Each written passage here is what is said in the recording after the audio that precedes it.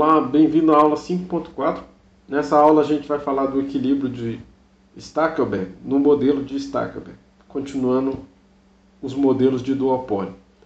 Eu sou o professor Vitor Sena, esse é o período letivo especial de 2020 do curso de Microeconomia 2 da Universidade Federal de Ouro Preto.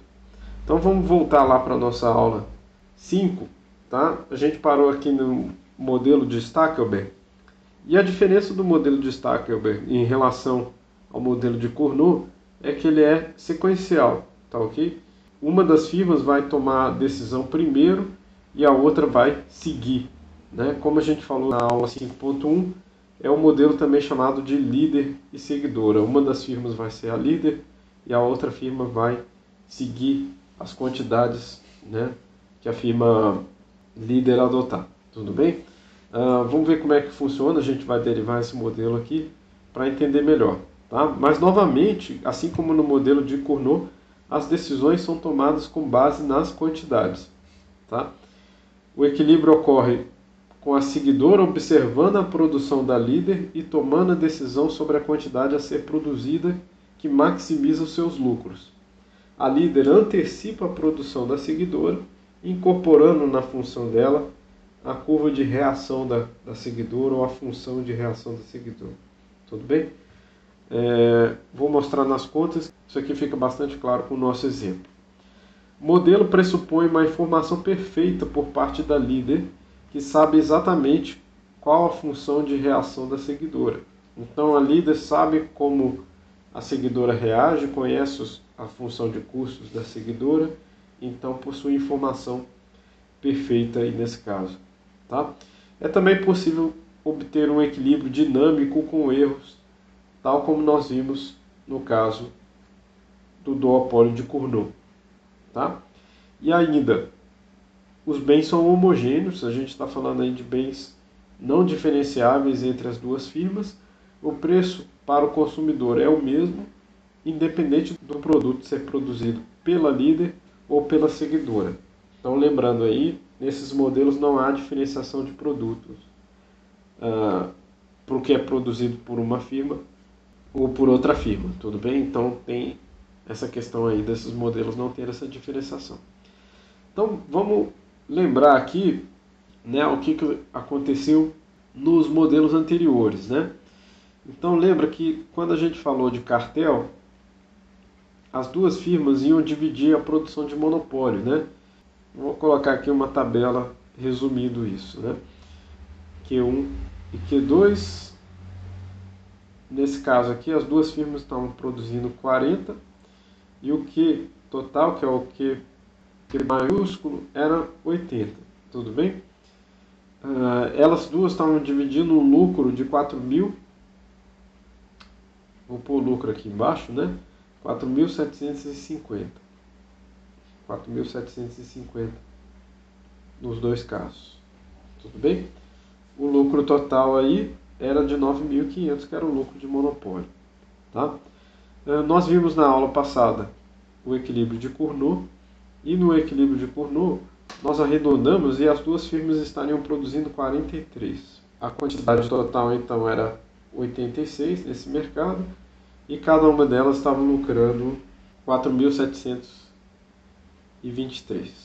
Tá? Um pouco menos do que a divisão dos lucros ali existente no cartel. O lucro total era 9.446. Ok? Lucro total um pouco menor também do que no caso de cartel. E no caso de Stackelberg, que é o que a gente vai ver agora, uma das firmas vai produzir mais do que a outra. Tudo bem? Vou adiantar um pouco aqui. A firma líder a gente vai colocar como a firma 1. Ela vai produzir 44. E a firma 2, nós vamos arredondar, ela vai continuar produzindo 43. Tá? Seguindo os dados aí do nosso exemplo. Então a quantidade total será de 87. O lucro da firma líder será de 4.724, um pouquinho maior do que no caso de Cournot. E no caso da seguidora, o lucro será de 4.701,5. Ok? Então, o lucro total é de 9.446 e 25,5, tá? Um lucro total um pouco menor aí do que no caso de Cournot e no caso de Cartel, tá? Bom, vamos ver o que muda no caso do equilíbrio de Stackelberg, no modelo de Stackelberg, tá? E o modelo de Stackelberg é mais fácil de ser resolvido por meio da firma seguidora primeiro, tá? Vocês vão ver que no caso da firma seguidora não muda nada em relação ao que a gente já viu no modelo de Cournot, tá? Vamos lembrar aqui, as duas firmas se deparavam com uma demanda de 240 menos 1,5 Q maiúsculo. Tudo bem, Qzão? No caso, esse Q maiúsculo continua sendo a soma da produção das duas firmas. Tudo bem? Só que agora a gente vai lembrar que firma 1 é a líder e firma 2 é a seguidora. Tudo bem? Deixa eu fazer a firma 2 de vermelho. Vai ficar aqui. E a gente tem que maximizar o lucro dessa firma. Tudo bem? Então vamos lá, vamos colocar a função de lucro da firma 2. Ela depende da produção de 1 e depende da produção dela mesma, firma 2. Tá? Isso aqui é a receita total da firma 2 menos o custo total da firma 2. Para manter um exemplo bastante comparável, nós vamos continuar com aquela estrutura de custo. Então o custo da firma 2 é igual a 50 mais 2Q2 ao quadrado. Tudo bem? Que é a parte variável da função de custo dessa firma produzindo. Então, aqui. Bom, tem um detalhe aqui, né? A firma 2 está tomando a sua decisão depois da firma 1 já ter tomado suas decisões de produção. Lembra que essa firma aqui é a seguidora, ou seja, ela toma a decisão de produção depois. Então, no caso, ela já observou Q1 e ela já observou Q1 ótimo da firma 1, tá? Então, Q1 estrela é observado pela firma 2, pela firma seguidora, né? Isso muda um pouco a conta que a gente vai fazer, principalmente quando a gente for jogar esse resultado aqui na conta de maximização de lucro da firma 1, tá? Para a firma 2, isso aqui vai operar como se fosse uma constante, tá? Então, não vai alterar. Vocês vão ver que a curva de reação da firma 2 é similar à curva de reação que nós encontramos no modelo de Cournot, tá? Então, nós sabemos que a receita total é P vezes Qzão menos custo total da firma 2, tá ok? Esse P aqui, na verdade, a gente já sabe que é a demanda, então é 240 menos 1,5 Q maiúsculo vezes o Q2 do lado de fora aqui, menos o custo total. Vou continuar mantendo genérico por um tempo aqui. O que mais? Nós sabemos que 240 menos 1,5, aqui vai ter a produção da firma 1, que a firma 2 já observou, mais a produção da firma 2, estamos desmembrando aqui o Qzão, e dentro desse colchetes aqui está toda a demanda, que a gente vai multiplicar pelo lado de fora aqui pela produção da firma 2. Tá? Novamente o custo total aqui do lado de fora. Então a gente fica com o lucro da firma 2 multiplicando esse Q2 dentro do colchete, ficamos com 240 Q2 menos 1,5 Q1 estrela vezes Q2 menos 1,5 Q2 ao quadrado. Tudo isso aqui menos o custo total da firma 2. Ok? O custo total da firma 2 é aquele que eu mostrei lá em cima. Então vamos expressar essa equação aqui inteira. 240 Q2 menos 1,5 Q1 asterisco vezes Q2 menos 1,5 Q2 ao quadrado menos toda a parte de custo. Agora sim vou colocar aqui 50 mais 2Q2 ao quadrado. Quem quiser derivar essa função de lucro em relação a Q2 agora já pode, mas eu vou fazer mais um passo aqui juntando as variáveis de mesmo expoente. Tudo bem? Então vai ficar menos 5 sobre 2 Q2 ao quadrado, menos 1 meio Q1 asterisco vezes Q2, mais 240 Q2 menos 50. Tudo bem? Essa é a função de lucro. Derivando essa função de lucro da firma 2. Então vamos colocar aqui, lembrando que Q1 para ela já é observado, então a gente está tratando como se fosse uma constante. Derivando em relação a Q2, nós temos menos 5, 2 cortou com 2 e o expoente do Q2 aqui subtraiu 1, menos 1 meio Q1 asterisco, continua aqui, mais 240, tudo isso aqui igual a zero, ok? Bom, então isolando o Q2 que nos interessa aqui, nós temos 5Q2 é igual a 240 menos 1 meio Q1 estrela, Q1 asterisco. Isso é a mesma coisa aqui, Q2 igual a 48 menos 1/10 Q1 estrela, que é o Q1 observado. Tá?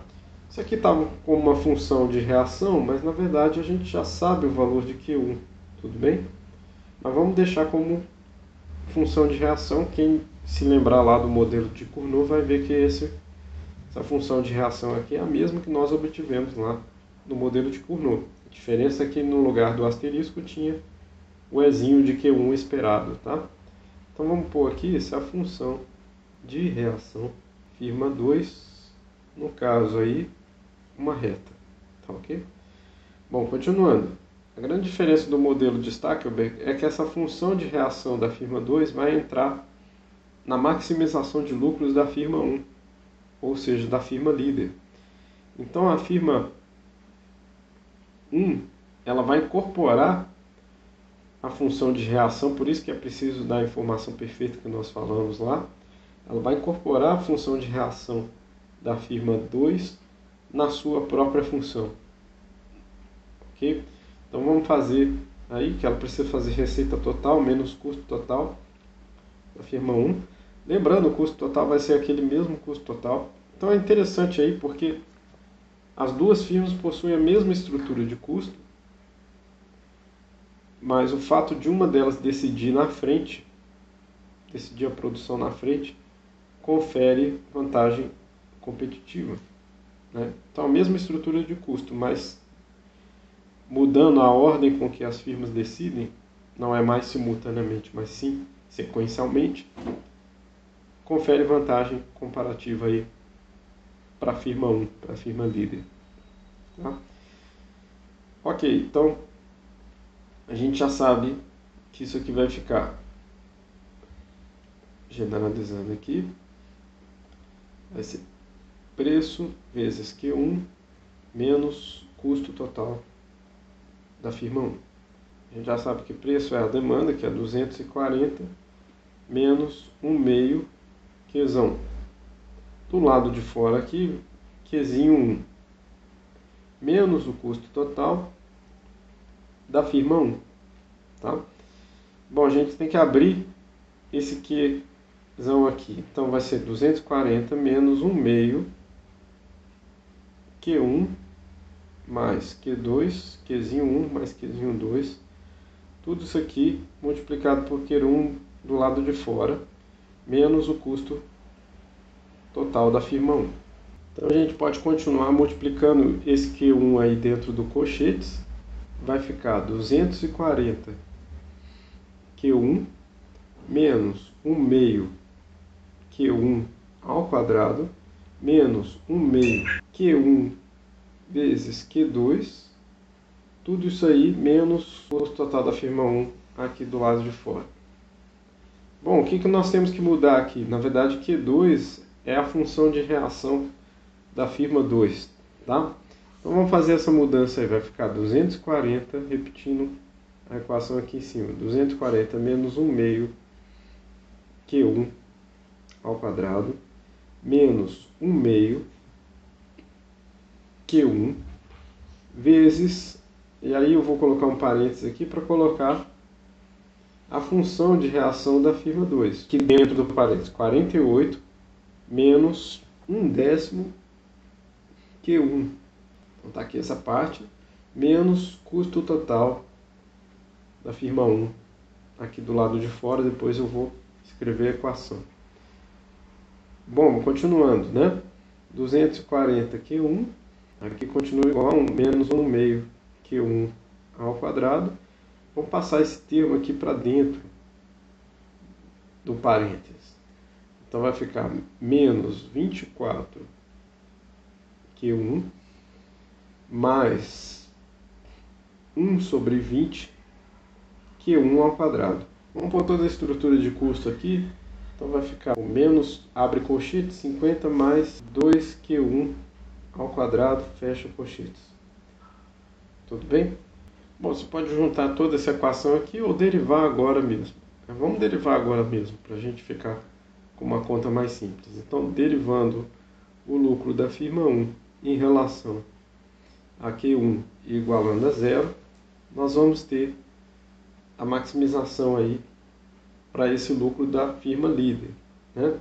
Como é que vai ficar depois de derivar em relação a Q1 aqui? Vai ficar 240 menos Q1, 2 desceu e cortou, menos 24 mais 1/10 Q1,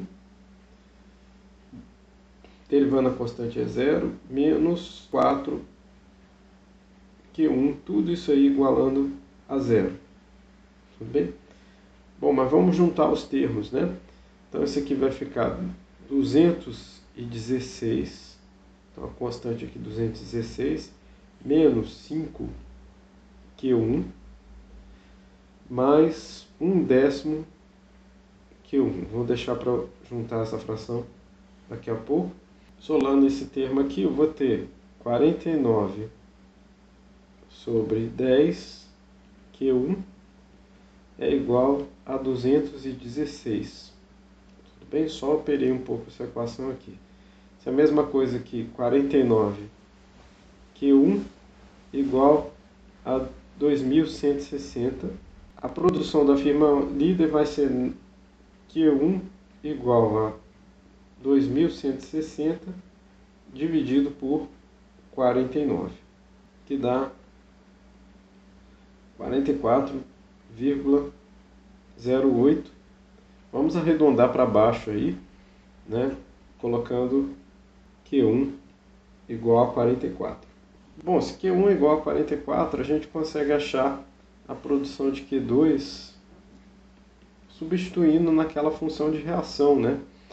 Então Q2 vai ser 48 menos 1/10 a produção de Q1 ótimo, né? Só que Q1 ótimo agora a gente já sabe que é 44. Tudo bem? Então, substituindo esse 44 aqui, a gente vai ter 48 menos 4,4, que é igual a 43,6. Novamente, para facilitar nossas contas aqui, vamos arredondar esse valor de Q2 para baixo, tá? Então, vamos utilizar apenas 43. Tá ok? Bom, se Q1 é 44 e Q2 é 43, então a produção total dada por Qzão, que é a soma dos dois Qzinhos, é igual a 87, não é isso? Temos o Qzão aí de 87. Isso vai nos fornecer o preço após a gente jogar na demanda. Então, lembra da demanda inversa, que é 240 menos 1/2 vezes Q. Ok? Como esse Q é 87, nós temos que preço igual a 240 menos 1/2 vezes 87 é 43,5. Então, o preço, depois do equilíbrio de Stackelberg, é 196,5. 96,5. Tá? Bom, a gente pode pegar esse 196,5 e substituir na função de lucro da firma líder, né? Que a gente já sabe aqui que Q1 ótimo igual a 44, então a gente pode pegar 196,5 vezes 44 menos o custo total para a firma 1, tá? Isso vai ser, representando aqui embaixo, substituindo na função de custos, né? 2 vezes, já sabemos que é 44, agora 44 ao quadrado, vezes 2. Toda essa parte aqui vai ser 8.646 menos essa parte daqui dos custos, que é 3.922.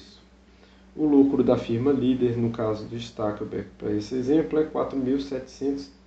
Vocês podem ver que é um pouquinho maior do que o lucro que nós obtivemos em Cournot, para a firma 1. Tá? Deixa eu fazer em vermelho aqui a firma 2. Lembrando que os bens são homogêneos, então o preço para a firma 2 é o mesmo que a firma 1 se depara, mesmo 196,5, só que a firma 2 está produzindo menos, né? Está produzindo 43, menos o custo total da firma 2, que a estrutura de custo é igual. Então, representando aqui embaixo, nós temos 196,5 vezes 43 menos toda a parte de custo, 50 mais 2 vezes 43 ao quadrado, nós sabemos que a produção é essa. Toda essa parte de receita aqui dá 8.449,5 menos a parte de custo, que dá 3.748 no total. Então o lucro da firma 2, da firma seguidora, aí vai ser 4.701,5. Ou seja, bem menor, só pelo fato dela ser seguidora, bem menor do que o lucro de Cournot que nós havíamos achado na aula anterior. Tá, ok? Então a firma seguidora fica com lucro menor porque ela está produzindo menos e a outra firma está produzindo bem mais, deprimindo um pouco mais os preços. Tá, ok? Finalizando, eu posso fazer aquele mesmo gráfico de quantidades que nós vimos para o caso de Cournot, só que vai virar o gráfico do caso de Bertrand. Então, vou fazer aqui no eixo vertical quantidade Q2, no eixo horizontal quantidade da firma líder Q1, e vamos colocar as curvas de reação. Tá? Lembra que a curva de reação da firma 2 continua a mesma, né? A mesma que nós vimos lá para Cournot, então ela vai ficar da mesma maneira que nós vimos. Tá? A firma 1 possui uma curva de reação também, que se fosse uma reação ao que a firma 2 está produzindo, seria igual ao modelo de Cournot. Mas tem uma coisa que muda, né? Porque não é mais simultâneo esse modelo. Tá? Então, o ponto de Cournot estava aqui, o ponto de monopólio era interno. Aqui nós vimos que não passava pelas curvas de reação, tá? E o ponto aqui de Stackelberg vai ser um pouco à frente, ainda em cima na curva de reação da firma 2, tá? Então S fica aqui, tudo bem? Repare que a firma 1 produzia 44, né? Então ele fica mais à frente. No Cournot elas duas produziam 43 e no caso de monopólio elas duas produziam 40, como nós já vimos na aula 5.2. Bom, e o que decide esse ponto de Stackelberg aqui? Na verdade, para você ver isso bem, teria que passar aqui aquela curva de isolucro, né? É a curva de isolucro máxima, o maior isolucro possível, que ainda respeita a curva de reação da firma 2, tá? Então é uma curva de isolucro para a firma 1, um pouco mais abaixo. Nós já vimos que curva de isolucro um pouco mais abaixo conferem lucros maiores para a firma 1, né? Então é um isolucro um pouco melhor aí para a firma 1, no caso da firma líder, tá? E para a seguidora é um lucro um pouco mais alto, né? Então, se você fizer essa isolucro aqui passando, isolucro em vermelho, passando pelo ponto S, você veria que seria uma isolucro de lucros mais baixos. Tudo bem? Então esse ponto é decidido por essa tangente aqui, né? A tangente da função de reação da firma 2 com a função de isolucro da firma 1. Tá ok? Então é isso. Na aula que vem eu vou resumir um pouco mais. A gente vai ver o modelo de Bertrand, que aí é um modelo diferenciado em relação a esses. Tá? Todos esses modelos que nós vimos até agora eram baseados em mudanças das quantidades. Tá? No modelo de Bertrand, nós vamos ver que é um modelo integralmente baseado em preços. Tudo bem? Então, voltando à nossa aula aqui, tem um exercício para o caso de Stackelberg também. Podem fazer lá, como de praxe aí. Tá? Treine com essa outra função de demanda, com essa outra situação de custos, né? E o interessante do caso de Stackelberg é que firmas iguais, com a mesma estrutura de custo, mas tomando decisões em tempos diferentes, produzem resultados diferentes. Uma ganha uma vantagem comparativa em relação à outra. Tá? Então até a aula 5.5, onde a gente vai ver o modelo de Bertrand. Até mais, até lá.